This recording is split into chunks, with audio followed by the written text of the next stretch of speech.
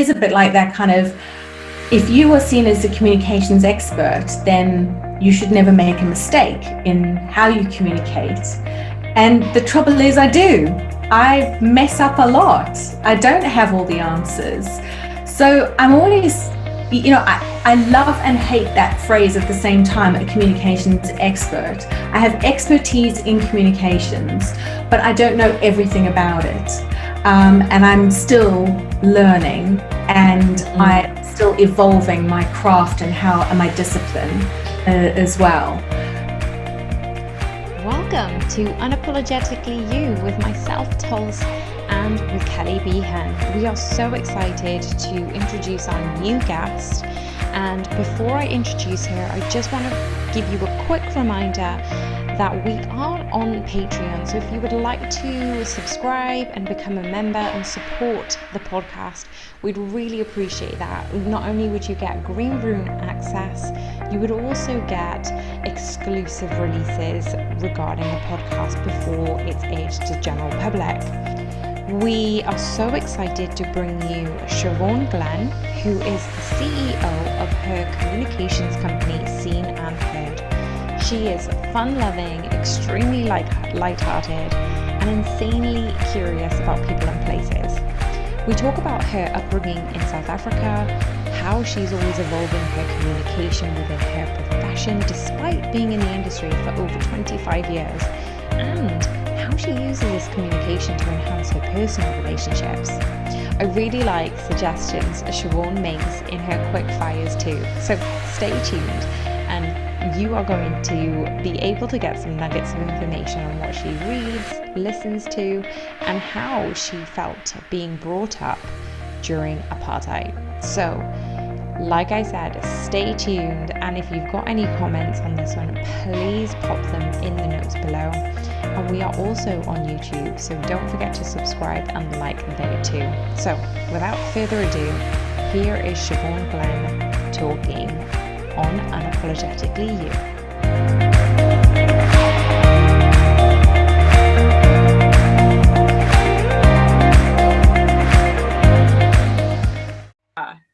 Tell us, born in South Africa, moved to the UK. I question why. But tell us about you. Tell us about a little bit about your career, because your career is fascinating and it's in community, isn't it? Okay, go. Okay, so I'll answer that first question. Why did I leave South Africa? So, because I think it kind of speaks to a little bit of my character and then sort of where I am in life and where I want to go. I love travel, but I never knew that I loved travel until I left South Africa. But I had this like burning desire to see England, and I had this idea in my head that it would just be all quaint cobbled streets and kind of, very very twee. I don't know. And then I was just shocked when you arrive in kind of, Earl's Court or somewhere central London-y, and everyone just looks quite funky and cool, and there's normal paved streets. It's a bit like people have this idea that in South Africa there's just wild animals wandering around, in your backyard or something. Don't shatter my image, okay? That's what I expect when I get there. My pet hippo was my favorite animal, Tulse. So yes. And Kelly lives on the beach because she lives I know. Not shattered this kind of idea. But I left with the spirit of adventure, backpack on my back, and 700 pounds in my pocket, and that was it. And I traveled with my then boyfriend, now ex-husband, and my sister.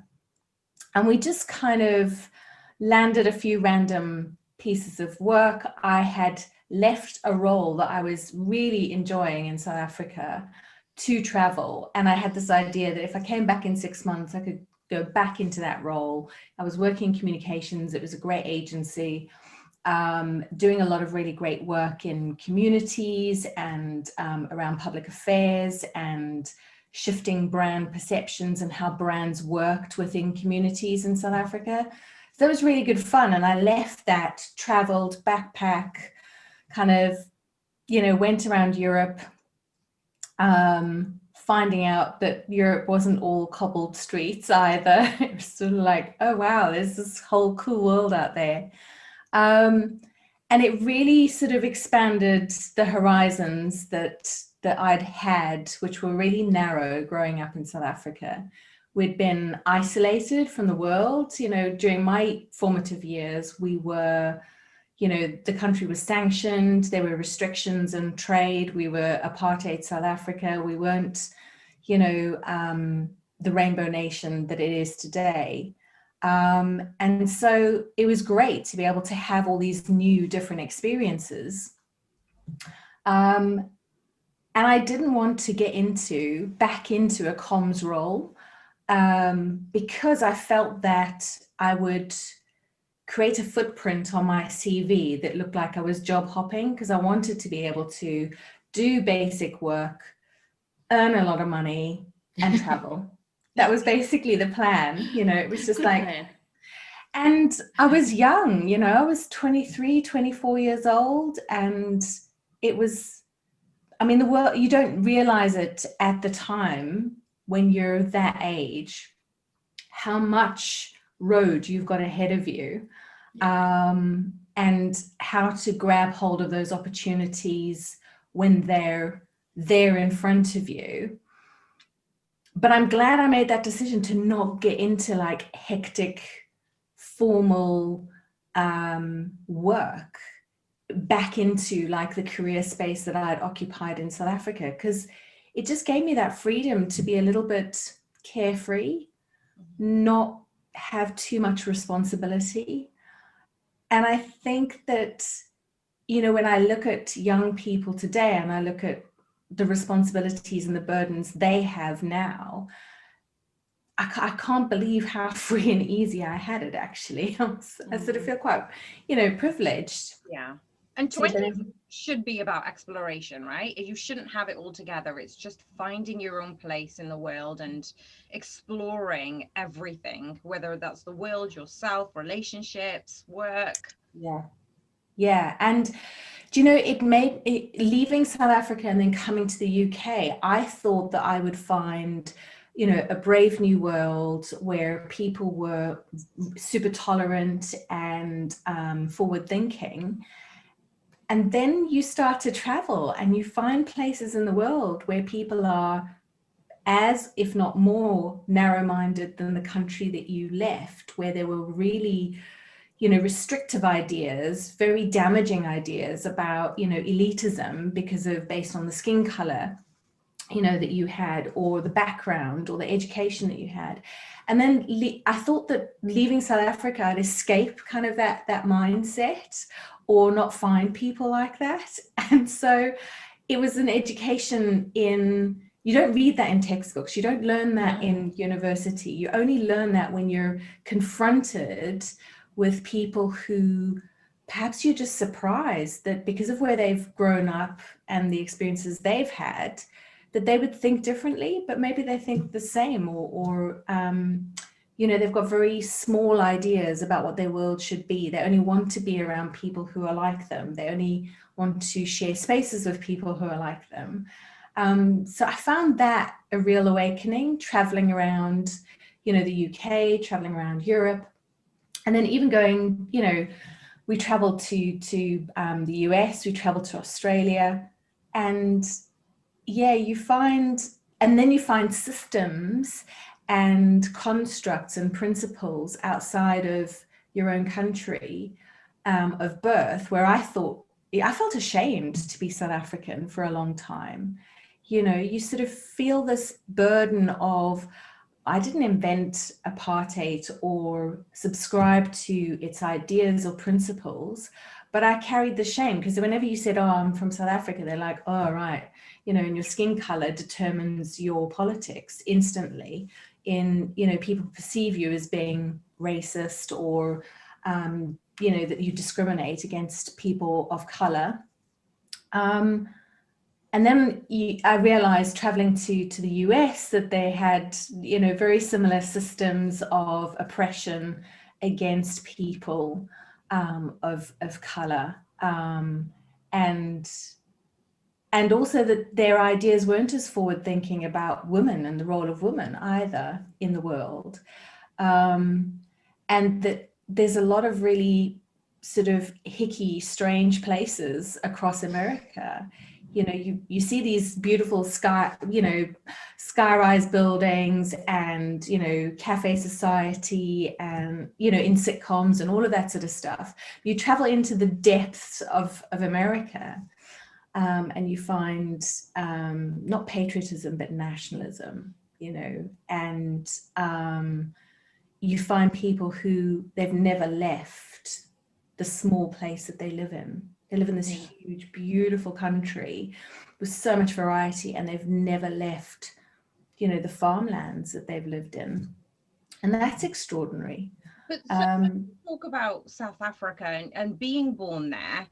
And for those who are listening to the podcast or, watching on YouTube, like you've come from, well, a lot of people know that there's a massive segregation, that you've got your white privileged people, then you've got your colored people, and you've got, segregation within the communities.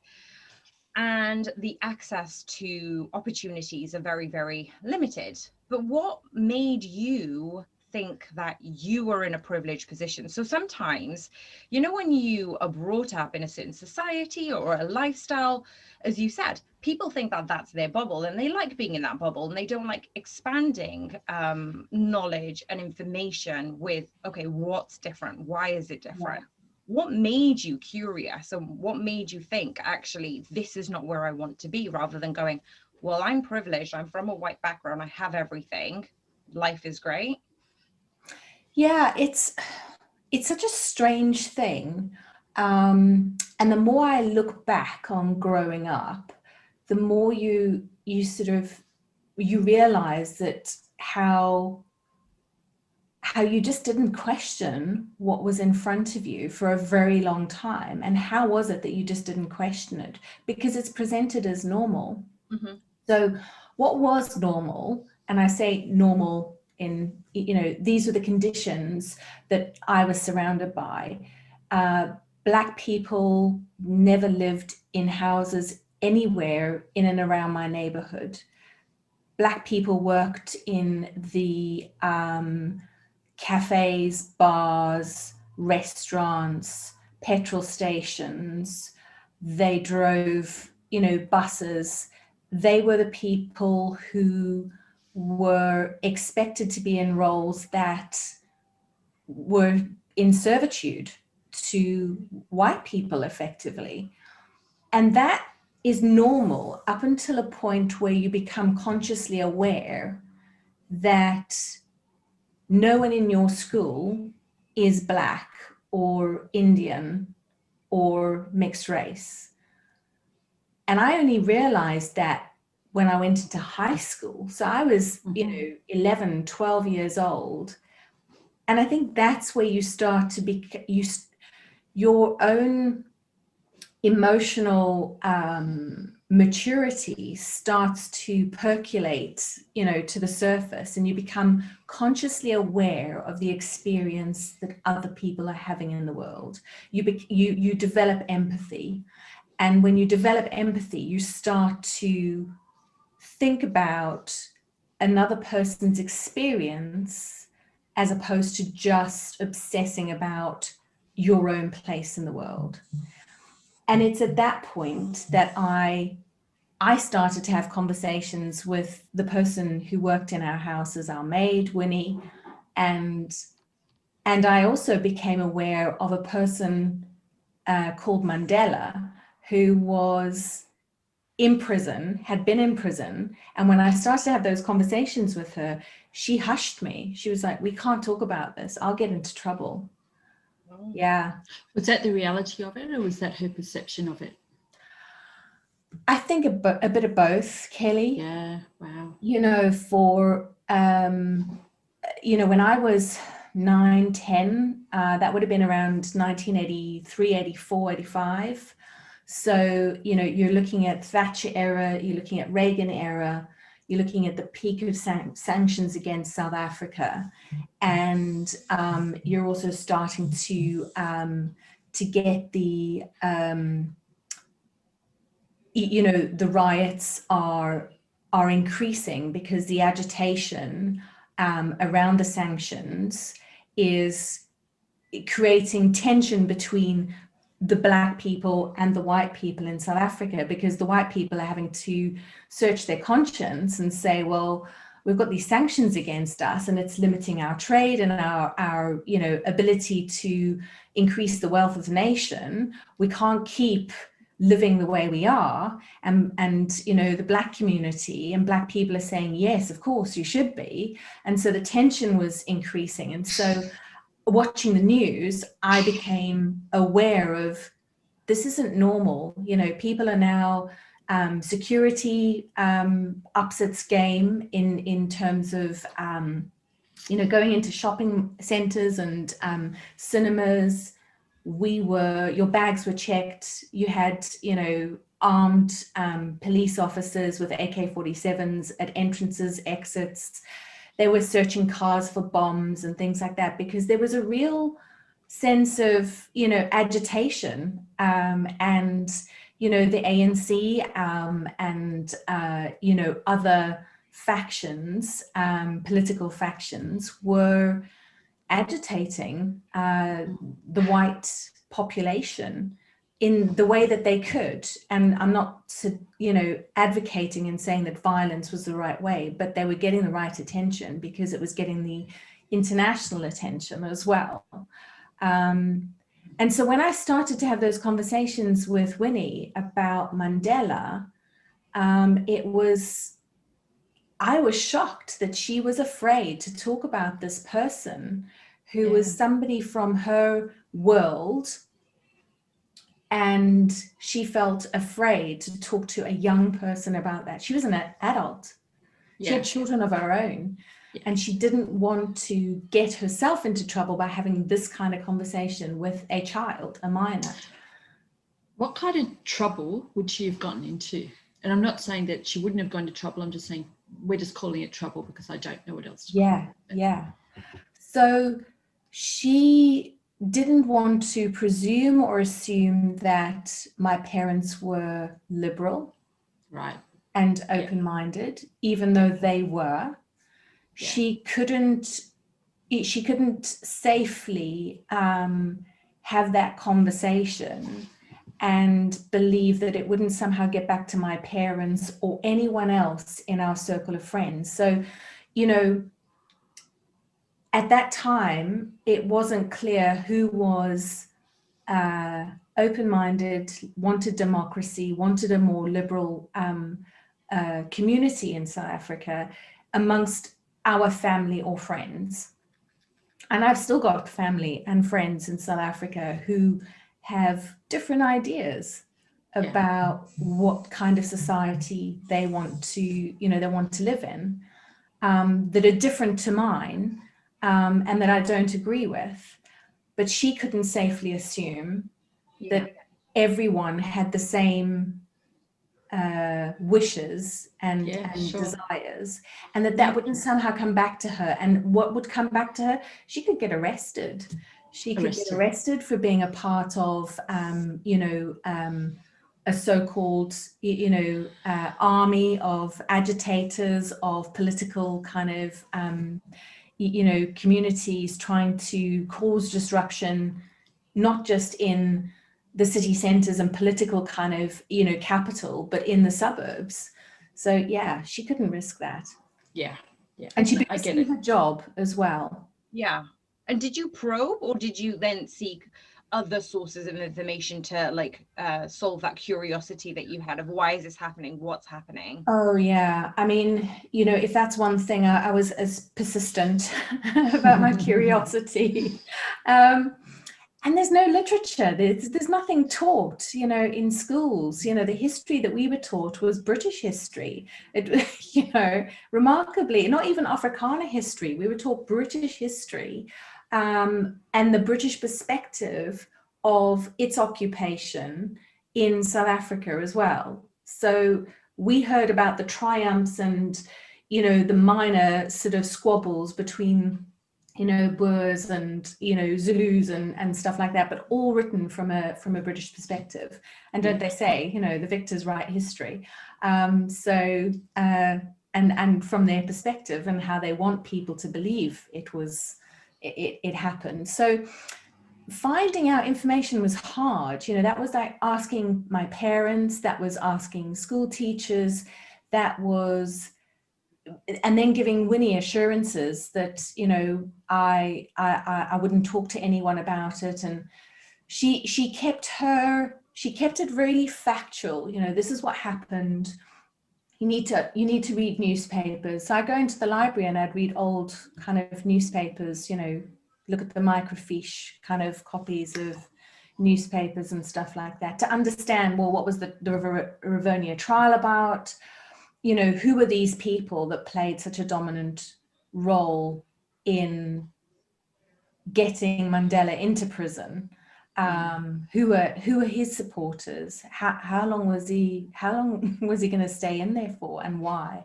So yeah, you know, it was, but it's hard to get information when you live in a world that wants to suppress a version of the truth.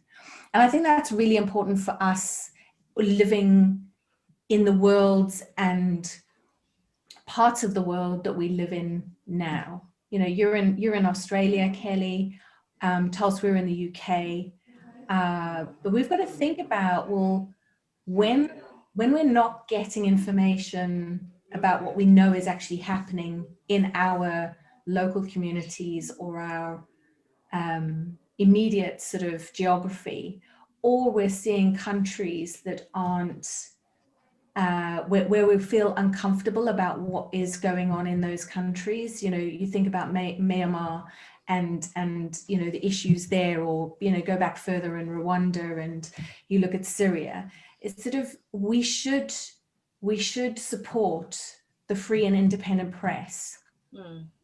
And we've got to think carefully about this sort of the rise of, you know, citizen journalism, because it doesn't come with the acumen and the discipline and the professionalism that journalists come to their stories with.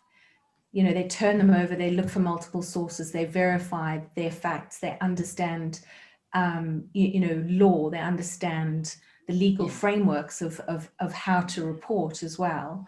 And I think those sorts of things are really, really important now, as we go through a huge period of cynical change in the world, where there's just an explosion of, you know, conspiracy theories as well about, you know, are our voting systems working for us?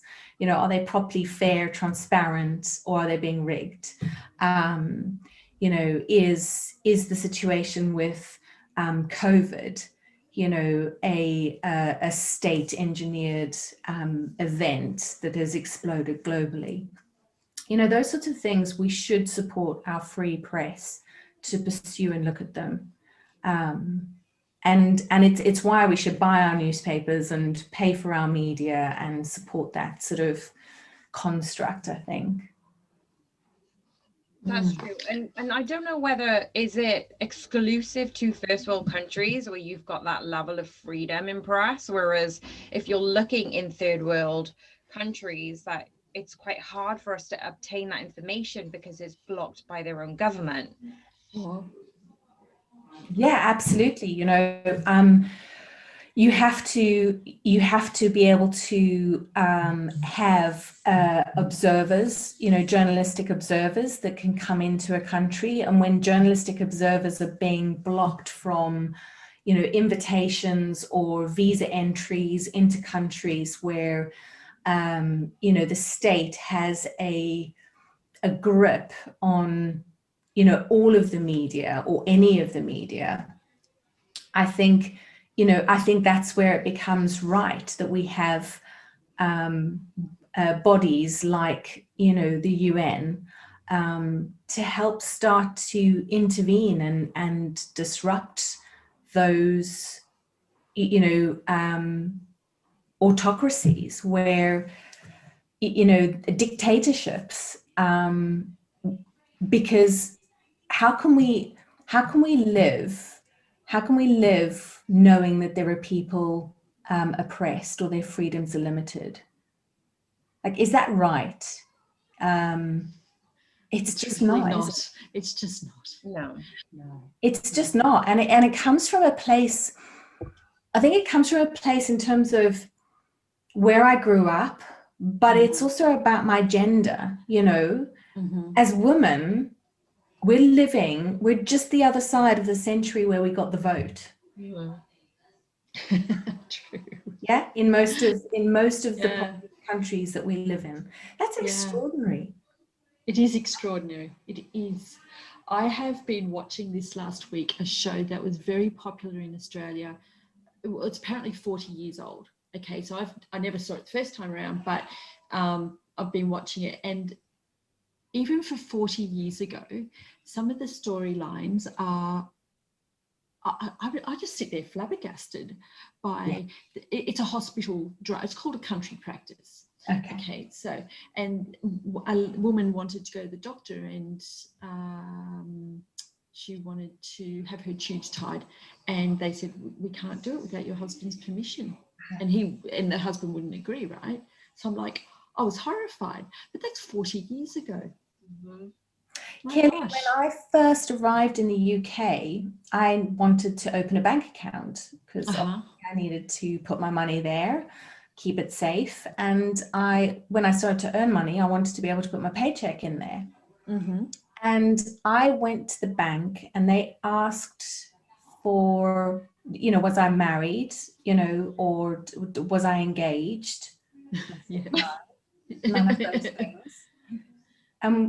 They needed the authority of a man to allow me to open a bank account. I was shocked. And this was what, 24 years ago? Oh, wow. See, we have grown up privileged. Yes. That we can open a bank account, right? Yeah. Thinking that our mothers couldn't have. Yes. Yeah. And I remember when I got married, my mom said to me, you need a prenup, and you're not getting married without a prenup agreement, which basically sets out, what you bring to the marriage, you own when you leave it. I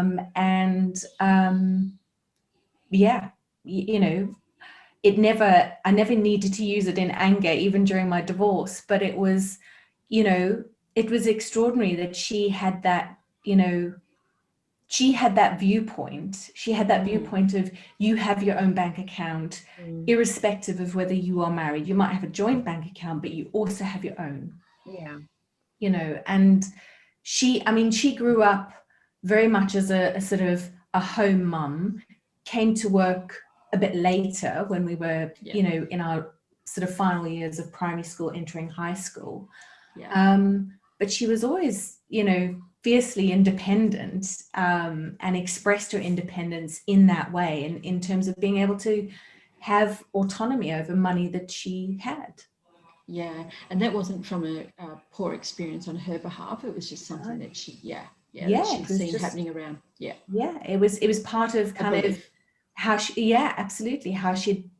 And it was fundamental to her as a human being. It wasn't about sort of, I'm a female and I'm incapable and I should, it was about, I'm a human being and I am allowed to and should be entitled to do these things. And I think a lot of the debate and arguments that certainly I felt I've had to, grapple against, when you pitch it as male against female, I find that you can start to lose the argument. But if you talk about it as a human being, where would you deny another human being these opportunities? Yeah. I did the same thing. Like, you turn into this human. Yes. Yeah. Does this human deserve the same right as Absolutely. you? And the answer is always yes. It can't be no. It can't be. How can we?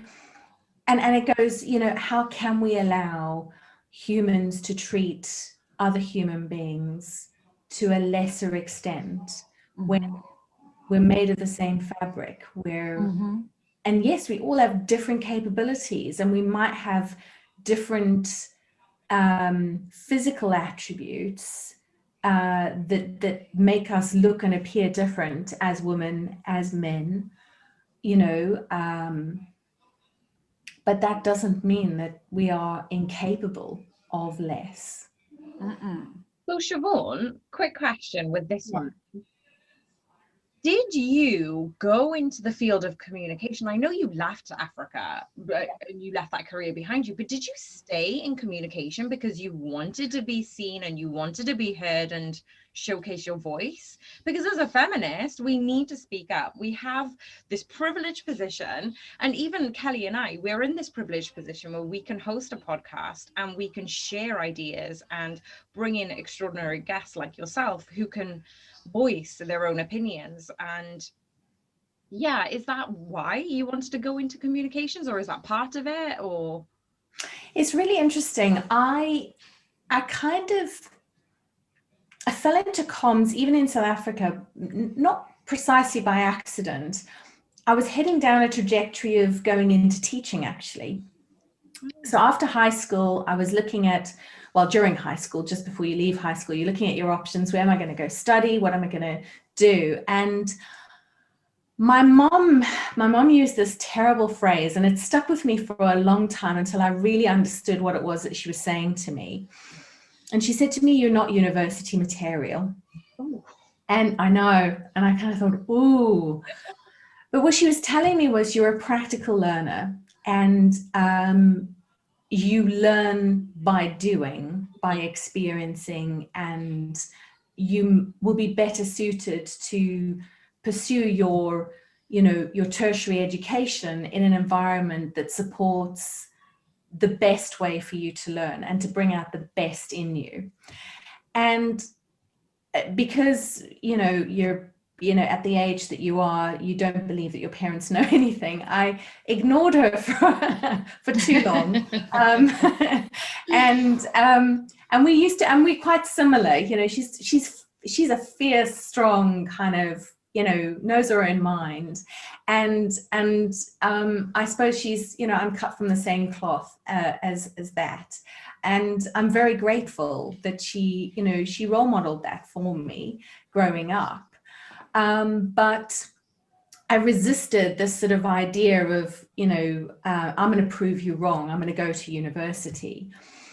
And so I was about to go and do a teaching qualification at university. I'd got a bursary to sort of support my studies. And there was an advert in the newspaper, because I've always read newspapers like from a very young age, and I saw an advert in a newspaper for a technical college, and it's the Technikon Witwatersrand. It's now the University of Johannesburg, but that technical college was offering an open day about comms and PR. And it was all about, you know, they pitched it as sort of, you know, if you're interested in the media, if you're interested in, you know, shaping how people perceive brands and products and services and stuff like that, how about you come down and spend a day with us at the college? And so I did. I said to Mom, do you know what, I'm actually quite interested in this. Would you mind taking me? So I went. I completed the application forms that night, and within a week I was accepted into the course. And it was the best, most random decision I've ever made. I kind of, and I met some amazing friends on that open day. We're still friends now, which is brilliant. Yeah, you know, lifelong friends. And it was the course that ignited my passion in, why do people communicate? What sits behind their purpose to communicate? So when I left South Africa to travel, and I didn't want to kind of flit from job to job and create that footprint on my, you know, on my CV for later years. So I stayed away for about a year and a half. And then I, you know, my ex-husband, Andrew, and I were deciding to get married. And I thought, well, I'll get a steady job. And then we'll decide whether or not we're going to go back to South Africa and live in South Africa, or whether we'll continue to grow our lives here. That's what I was going to ask. So what was the decision?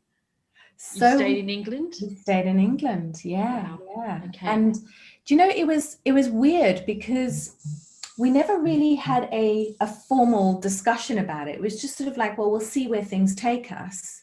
But yeah, I went and you know, put my application kind of forward for various roles. And I remember one of the recruiters saying to me, you're really going to struggle to get a job at the level that you want to go in at the same level that you left, you know, Ideally. in South Africa.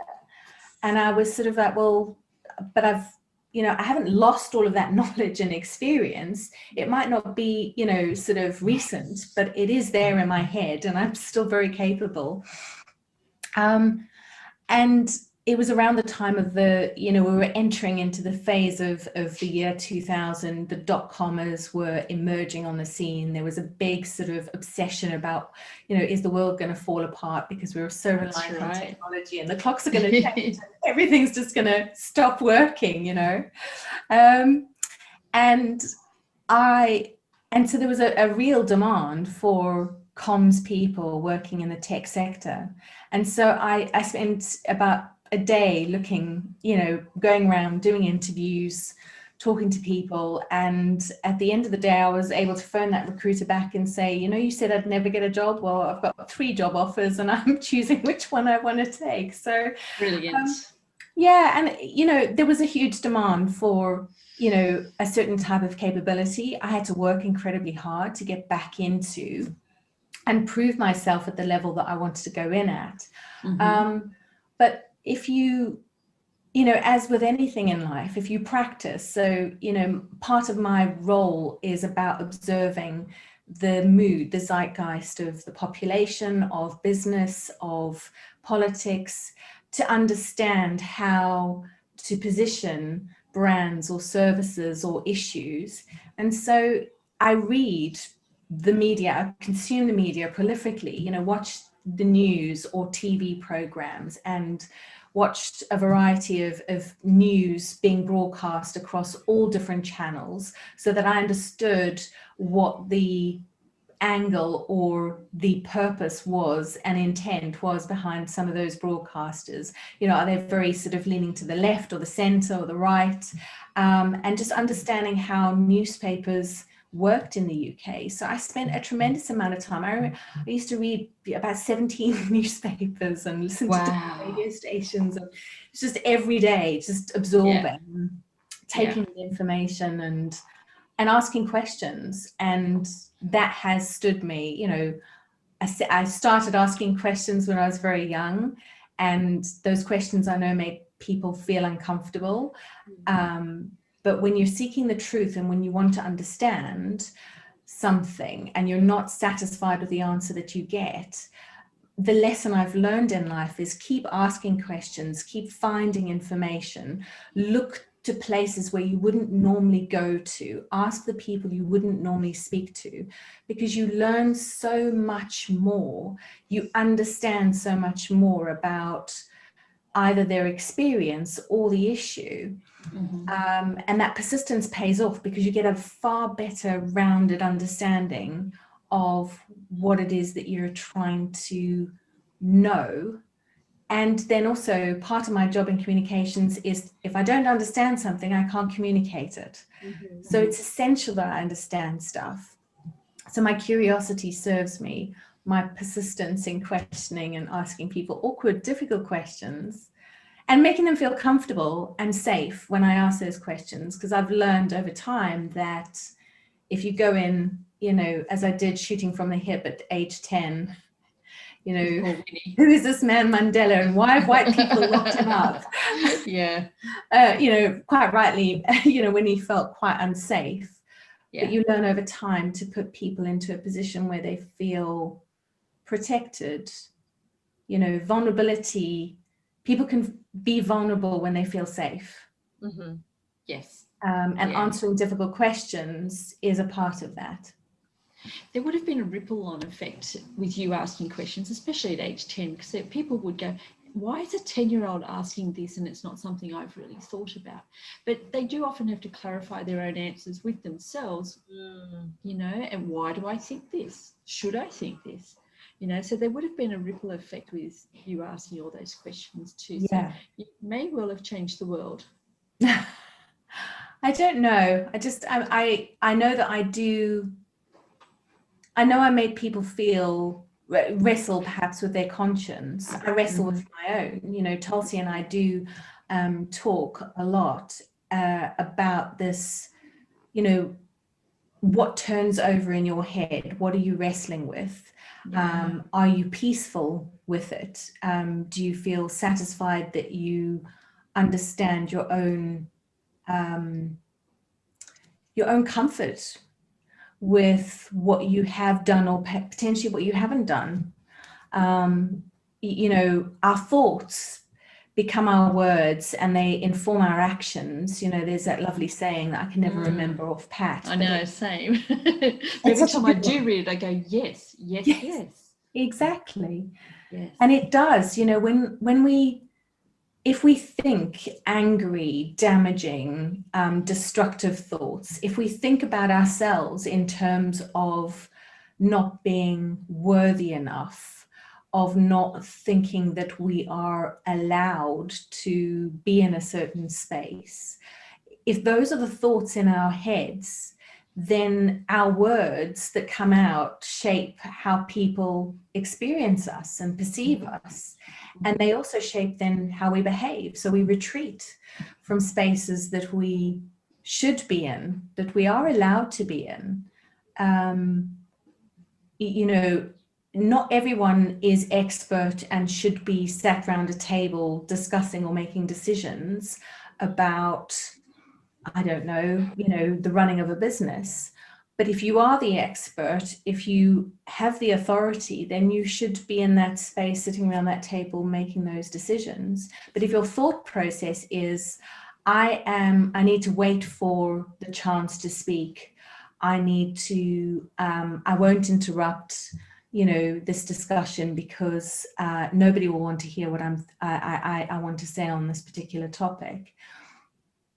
Then I think you're retreating deliberately and making a conscious choice to not participate in the world that you're in, and you're making a conscious decision to say, I'm okay with the status quo. I'm okay with this decision being made without my voice or without my kind of conscious effort into it.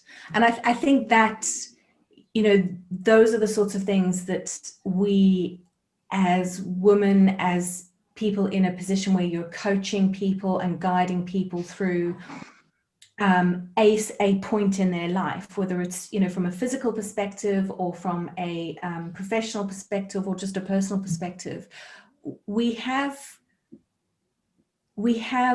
are accountable for guiding those people to emerge confidently and feel bold about what they do and brave and go ahead and do it. And nurture that spirit in them to believe in themselves, to say, you know, rise, speak, behave as though you are relevant, behave as though you are necessary, behave as though you are an authority on your topic. Yeah, I agree. And language plays such an important part in that. So, you know, that very long answer, Tulsi, to your question is, from a communications perspective, I see words as just, you know, words and thoughts, they connect to your actions, and it informs, you know, how and why I do what I do. My passion for communications, it comes from a deep place. Well, it's almost like drawing out your character and your personality, because when you said you were younger and you felt more empathetic towards a different type of community and you wanted to enhance that curiosity about knowledge into the world, then obviously you veered into how to enhance those skills in a communication field. But part of me thinks, well, actually, you know, when you understand somebody's a psychologist and you're like, oh, okay, be just careful what you say, do, act. Yes.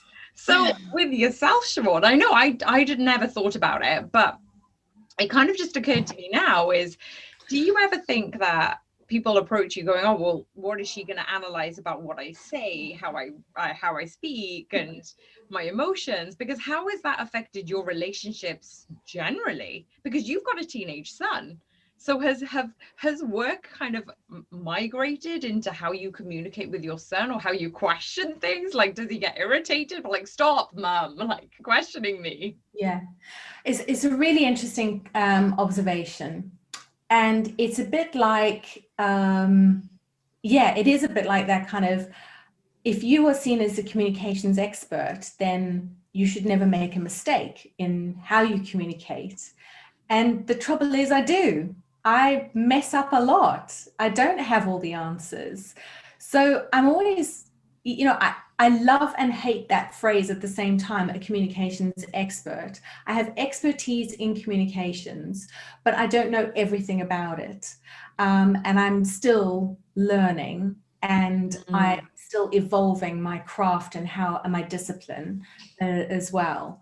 But yeah, I have moments where I've realized that my approach, my professional approach to communications does drift into my personal life.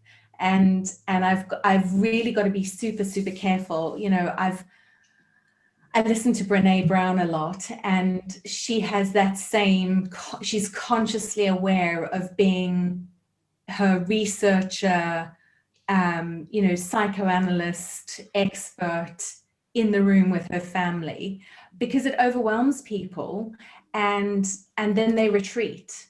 Yeah. So this is the bit about, you know, I need to make sure that I spend time helping people feel comfortable with the level at which they are going to communicate. So I temper and change my approach and the language I use depending on who I'm communicating with. And we should. It doesn't mean I'm being sycophantic or, you know, patronizing. I simply want to get the best out of that moment where I'm having a dialogue, where we're exchanging ideas and information. And yeah, sometimes it's hard to not be the parent or the overbearing kind of communicator with my son, to try and, I find myself sort of like trying to find the answers, you know, from stuff that's going on in his life. And I go into kind of interrogation mode, being, and I realized that I've done it clumsily. Like I've been, you know, this sort of poor parenting skill here, combined with, you know, just a very aggressive style of questioning, trying to get answers, you know, an investigative journalist type of thing. And then I reflect and I step out of the room, and I'll sleep on it, and I come back to it the next day, and I'll say, hey, you know, I realized I crashed into that conversation about this, and you probably didn't feel great. How did it feel? And I'll then go into asking more open, balanced, fair questions that aren't, they don't predetermine what he is thinking. They allow him space to say what it is that he needs to say. And I hope that I've done a good job in building a person who is truly honest with me. You know, he will laugh at me when I'm having one of my moments, when I'm having one of my explosive kind of moments, perimenopausal moments, or he will see and recognize my traits as a sort of somebody who wants to pursue information and get information. And he'll laugh at me, he'll make fun of me. And so we've got a great relationship where I feel, as a teenager, certainly, you know, he's hitting 16 this year, and he needs to have freedom. He needs to be able to feel like he has a voice, that I respect his viewpoints, even when they differ from mine, and steer and guide him through some of the judgments he needs to make. Because if he doesn't make them himself, and I sort of meddle too much, he won't evolve into the human being that I know he will become. Yeah. You know, I know he's a good person. And so, yeah, sometimes stepping back from being the communicator or being the parent in the room with him is so tough. But yeah, I I do find, and Tulsa, it does influence relationships. It influences all relationships, I think. You know, sometimes I find myself not wanting to communicate in a personal relationship, you know, where it's either a friendship or where it's, you know, more intimate relationship. And I have to sit and reflect on sort of, you know, what's changing in my communications technique and style here. What's going on? I think that point of reflection is so important. You have to be consciously observant of what you're doing or not doing, be able to reflect on it and adapt. Isn't that tiring though? Isn't that tiring? Yeah, do you know, and I found that exhausting through lockdown because your world shrunk, you know, and so my opportunities to reflect with other people in a way where I felt like in your personal space, I want to occupy personal space because I can read everything about their communications, their body language, their, you know, the tone of their voice, how present they are in the conversation, their eye contact, all of that sort of stuff. You know, whilst this is you know, technology has been able to connect us from all over the world and expand who we can communicate with and who we can reach out to and connect with. I really felt during lockdown that lack of kind of personal intimacy, being able to reflect on, you know, the situation with somebody in the room with you. Yeah, definitely. Did you feel that? I do. I think it's a lot harder to gauge context without that personal space. Yeah, absolutely. Maybe not for someone like you, you know, as much as someone like me. Like you would have more experience, or maybe you would value it more. Gosh, now I don't know. So, so now I'm thinking you value that personal space a whole lot more because there's more you can read from it. Whereas me, I don't even know if I'm reading from it. I just feel like you just don't get the context that you do when you're next to someone. I feed off of that energy. So I really found, you know, that my energy levels changed in terms of how I communicated because I feed off of the energy of other people in the room. I find it enlivening, you know, and I also realized a lot during it, you know, a lot more during lockdown that I'm an introvert, more of a natural introvert. When I'm in spaces, I kind of, you know, you become more of an extrovert. Yes, and you feed off that energy and that brings out the extroverting. Yes, well, okay, so that's me as well. That's good to know because I didn't know that. Yeah, and we can be, and we should be different people at different times. Yeah, I can be. Anne's book about quiet, and even though it's on introversion and introverts, it does say that you don't need to label yourself into these two categories, that you can amalgamate that. And those certain environments, your career choices, it can ebb and flow. And I really, really like the way she put it all together in that one book. Yeah, I haven't read that one yet. Oh, there's a pile, Cal. There's so many. There's not enough time. Speaking of time, I want to start off our quick fires.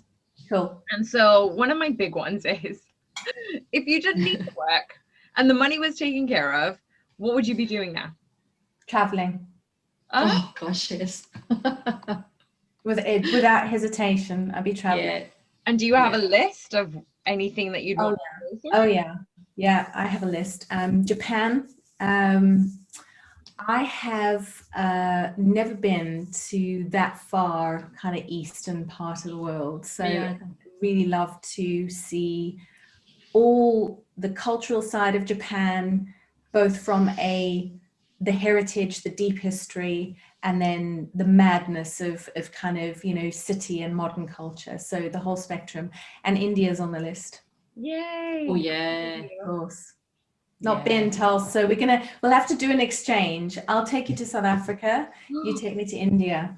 Yay! And then we'll have to have a right? Cal, where do you want to go? New Zealand, I mean, close to home, but definitely New Zealand. But you know what? Because we have been able to travel in Australia, luckily, and Australia is so big and diverse, we have been traveling in Australia. Oh my gosh, it's beautiful. I just love Australia. So I'd love to see more of it and more of the Indigenous side of things, like where they still live more that way. And there's less white person interaction and changing of how they've lived for 40,000 years. So that that's my heart song. Okay, so that was my heart song. South Africa, definitely. Good. Definitely. I have ties to South Africa. And so I'd love to see more of that. I've seen some of it, but more of it. It's beautiful. It's such oh gosh, yes. Gosh, it really is. It's the sunsets and the sunrises are good for the soul. Yeah, definitely. Beautiful. So yeah, that's my list, I think, for now.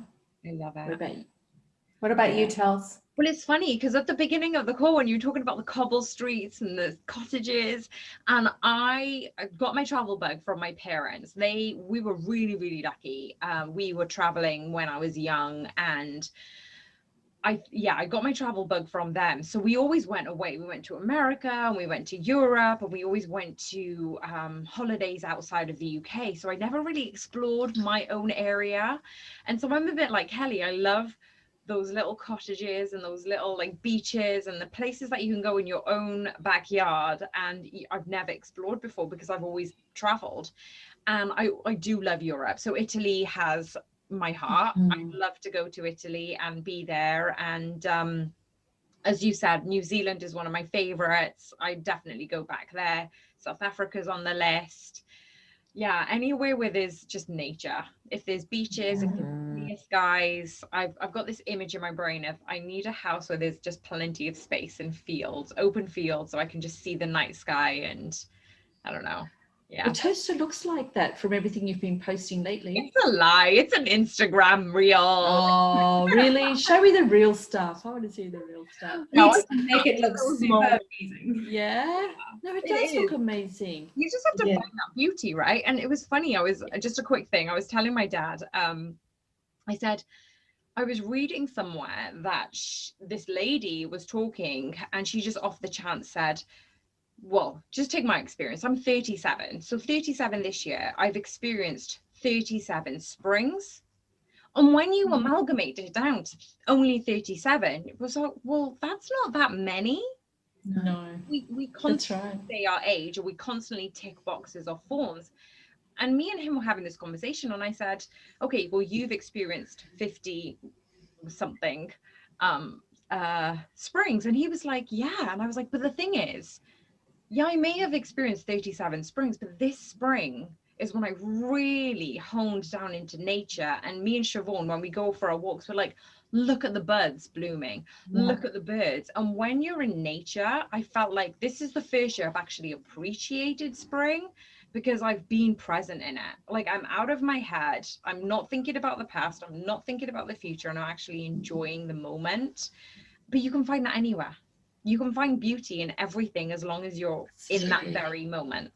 Yes. It's so true. And, you know, Kelly, you say that you've been traveling around Australia, and Tulsa, you're finding beauty and wonder in and around the UK.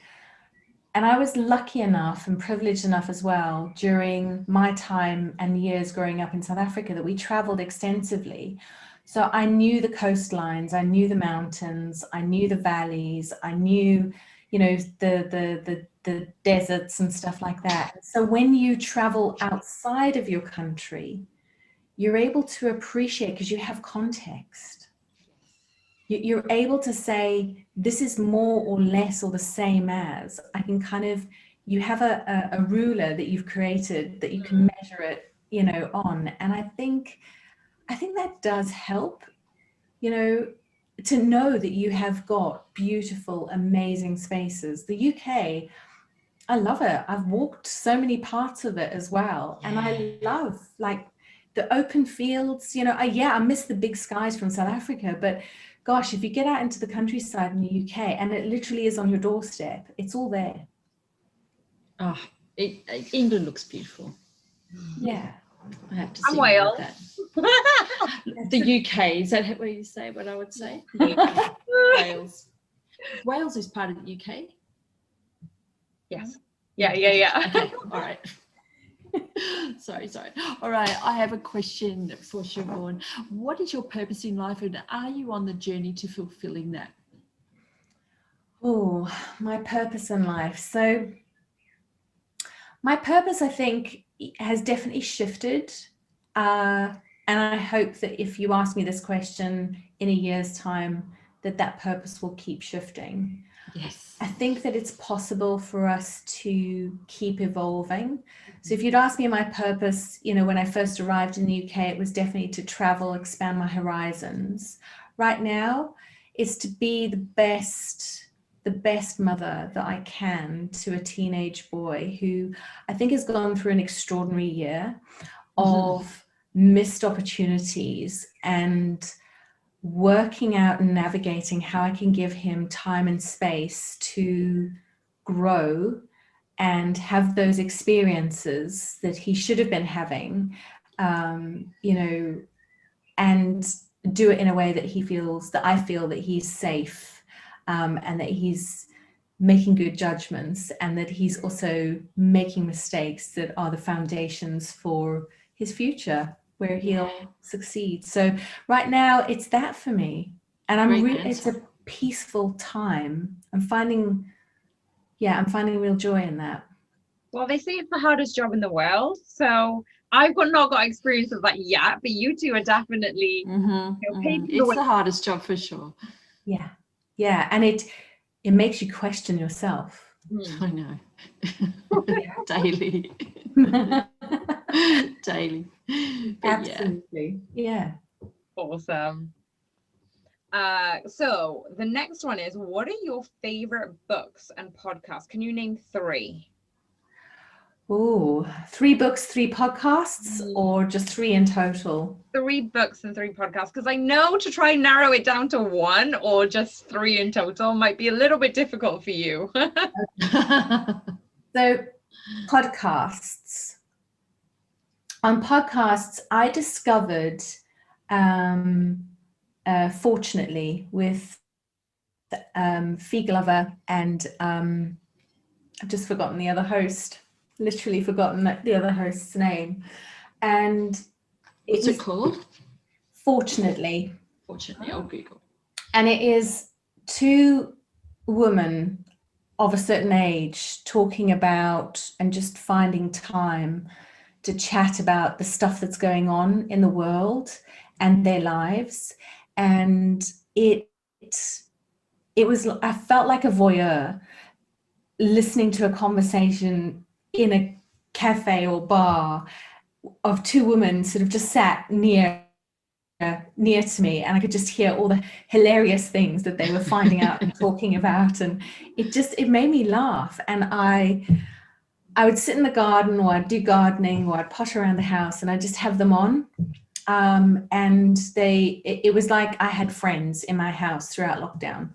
It does sound funny. These lovely women, natter and stuff, and they just made me laugh. And they got wonderful guests on that really sort of opened up my mind. It was like being able to go into a library where, it was just like a library where info just kind of melted into your head. I loved it.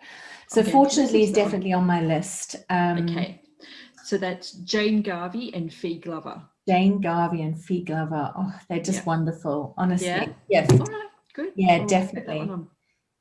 And then Brené Brown has definitely been on my go-to list of podcasts that people that I rely on for wisdom, to check myself, and I listen on repeat to some of the things that she did a great one about apologizing. She did a great one about shame.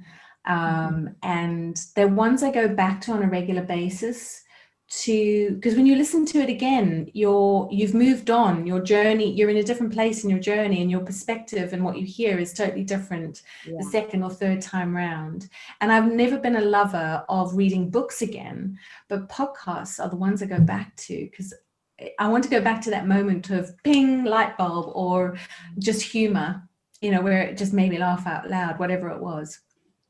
And then there's two other podcasts that are wrestling for and vying for position here, and one is more struggle. I know. Do you know it? You knew I would. So one is more cerebral, and it's Malcolm Gladwell, and he's just he does this. It's revisionist history, and he goes back over looking at history, but revising and looking at it from a different perspective and with new insight. And he's just, Malcolm Gladwell is just fantastic. So that's a very cerebral one. And there's a very naughty one that you're going to laugh out loud when I say it. And I hope your listeners are bold enough and brave enough to go and listen to it. Because it's super funny. It's called Sex Pots. Oh, I love that one. Yeah. I was hoping you would mention a little bit of it, but that is funny. Sex Pots is just brilliant. And it's an invitation into, I think, women understanding their own bodies. And also I'd invite men to listen to it, because men can understand what women think about their bodies and how they think about their sexuality and how they think about intimacy and naughtiness and all sorts of how we perceive our bodies and what we need from intimacy is different. Everyone is different. Some people are more interested in holding hands and kissing, and some people are just into kind of raw, rough, hard kind of intimacy. And this Sex Pots just kind of gives you that whole spectrum. I love it. And the women who host it are just hilariously brilliant. They are. Really? Yeah. I've just looked it up. Are they British? They are British, and I think they're up for an award as well. Oh, nice. Yeah. And I love the fact that they have guests as well. So we're bringing in a guest to talk about their sex life. I absolutely love it. Honestly, it's sort of like, oh yeah, my partner phoned me up and said, meet me in a car park and wear this. And you're sort of like, oh my God, what's going to happen here? But honestly, it's just fantastic. It really gave me joy. And it opened up obviously other podcasts in that similar kind of category, which I would highly recommend, because I don't think I underestimated the value of talking about sex and intimacy with your girlfriends and your guy friends. Yeah. And I think when you get to a certain age, you lose some of that I don't know, do you struggle for a bit of that sort of inhibition, or that sense of I'm confident about my self-worth, and so I don't need to worry about X, Y, and Z? Do you know what I mean? I do know what you mean. I don't exactly know what it is, but it's something like that. A combination of that. Yeah. I don't know. I'll have to think about that one, because there does become a point where it's just a line that you've just crossed, right? Yes. And you're okay with it. Yeah, your comfort levels, your confidence levels, you're just like, I don't need to worry about that anymore. I'm comfortable having a conversation with my friends about, what happens behind closed doors. And I never really did that before. I don't know why. I'm the same as you, Shavaun. I was very much closed off, and I didn't really communicate that with my friends or loved ones. And now it's why not? Why not? All you're doing is enhancing that level of bond, relationships. If you're just putting it out on the table, you're understanding, right? It also normalizes some things too, right? And I think having children accelerates the journey there, because you do leave your dignity at the door when you Absolutely. Yeah, but yeah, I think it's a more of a today type thing. Like, I think my parents' generation, no matter how old they were, this would not have been a topic that ever was on the table. But I think it a generational thing. I think our generation is a little bit more open to it. Yeah, and it's interesting because I do talk to my parents about it, and I can see their comfort levels are like, Shavaun, this is not a conversation we should be having. You're our child. And I'm like, it's okay. I'm okay with this. I can see that my dad's pushes it to sort of, it's either private or you're a bit of a hippie. You're a bit eclectic. You talk openly about your bodily functions and also intimacy and sex and all the rest. And I'm like, wow, that's really interesting that you stereotype those conversations. They belong to certain types of people, or they belong in certain spaces. And I think it's, I mean, I talk to my son about intimacy. I talk to him about, what does he expect? What does he want? What does he think other people think they want? So that he's not just turning to, pornography for his education as to what should or shouldn't happen in a bedroom, or what to expect from a woman's body, or how she responds to, touch and intimacy and all the rest. Because I want him to know and question. He shouldn't, his sources. So I'll be encouraging him to listen to this podcast. He'd be like, Mom, this is too much. No, that's good. I'll give it a listen and see what I think. And did you have 3 books before we end on our last question? Yeah, so my 3 books. A Tree Grows in Brooklyn. I read that so many years ago, and it just had a profound effect on me. It was a book that sat with me for a very long time. Just the issues about life during a certain and from a perspective, and I won't give it away because it's just, you have to read it. You absolutely have to read it. A Tree Grows in Brooklyn. A Tree Grows in Brooklyn, and it's one of those books that I think will become like To Kill a Mockingbird. It's sort of one of those types of books that will, as in it helps you understand sort of your character development and what's going on, question what's going on around you, life around you. It's a good one. And then one of my favorite authors, and she's only ever written 3 books, and her first book was A Secret History by Donna Tartt. And it's just such a clever book where it draws parallels between Greek mythology and modern day students studying Greek mythology and the events that transpire. And what happens right from the outset, from the beginning of the book, but it's what led to those events that caused this sort of cataclysmic catastrophe at the beginning of the book that it opens with. And it's a book that is so beautifully written. Her style of writing is incredible, and that has carried through in all her other books, which I also love. But I will reserve my third spot for my favorite book. I'm going to go with a book that I read during my teenage years, and it was a wormhole into creative writing and attributing human characteristics to animals. And it's called Duncton Wood.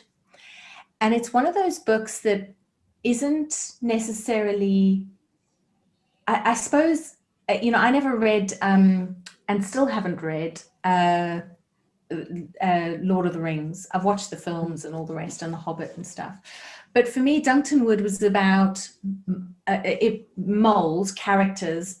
These moles became characters. They had communities, they had love, they had hate, they had journeys of discovery. And I'd recommend it to any young reader.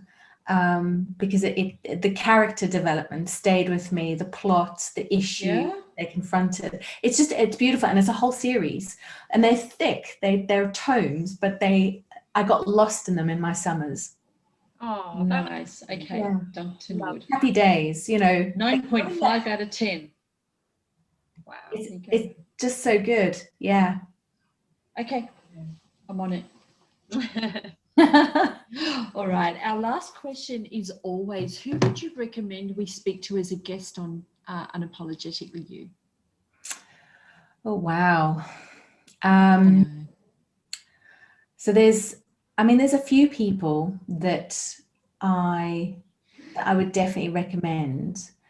And I suppose it's whether you want it to be from the world of sport or anywhere. And you can name more than one. We've had some guests, haven't we, Cal? But we have, yeah. You have to speak to all of these people. Fantastic. Brilliant. So there are two women that I find really interesting and fascinating, and they've got their own podcast as well. And I met them during lockdown, so I've never met them in person. I met them sort of virtually, and it's Rebecca Roberts and Harriet Small, and they are wrestling with some very important issues within the world of communications, and how brands and young people and citizens interact with brands and services. And they're also, they occupy interesting spaces. So Rebecca has got a background, and in fact, both of them have got a background and interest in sport generally, and how sport influences how the world experiences and perceives, and interesting events in the last couple of weeks in the world of tennis, so that I'm sure they'd have some commentary on that. But Harriet is a massive fan of rugby, and Rebecca has got a background in youth marketing, so I'd highly recommend you have a chat to them, and I'd be more than happy to do the intros as well. Amazing. Yeah, listen to us. Amazing. Yeah, just fantastic insights and research, and some really great case studies about what's going on, and how the world is shifting and changing, and how we are a part of making that change happen. Brilliant. They do sound like the kind of people I'd like to talk to. We would like to talk to, right? Yeah, for sure. Yeah. Shavaun, it's been amazing. I cannot believe how quick this has gone, because we talked about your background, we talked about apartheid in South Africa and your communication journey. Then we went into, we didn't even touch upon perimenopause. I think we need to have a whole new podcast just based. I think so. On its own. And even the recommendations that you gave us. Well, thank you so much. Firstly, taking time out and speaking to both Kelly and I. And I don't know about you, Cal, but there's so much to learn from that, right? My gosh. Again, you've got to, cross-examine your own thoughts and your beliefs that you hold on to because you were told so. There's so many of them that exist in our lives that we just don't get the time or the opportunity to cross-examine, but you've just encouraged me to look at a few of them. That's fantastic. Thank you. As a parent as well as a human, Yeah. Yeah. Well, we don't always get it right, but I think if our friends and the people around us encourage us to do that and nourish our spirit to do that, I think that's part of our job, isn't it? As friends, definitely, as humans. Absolutely. So thank you very, very much. No, it's been a real treat, real pleasure. Thank you. Thank you for listening. Oh.